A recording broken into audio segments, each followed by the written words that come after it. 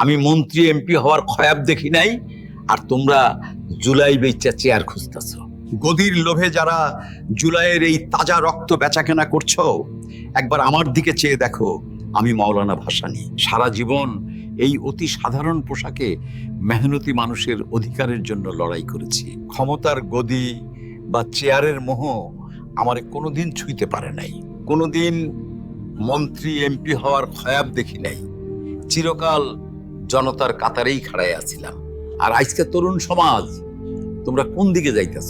গত 17 বছরের গুম খুন আর ফ্যাসিবাদের জঞ্জাল যেই ছাত্র জনতা বুকের রক্ত দিয়া জুলাই মাসে সাফ করলো, আজ সেই জুলাই চেতনা বেচা তোমরা ক্ষমতার স্বপ্ন দেখতাছো।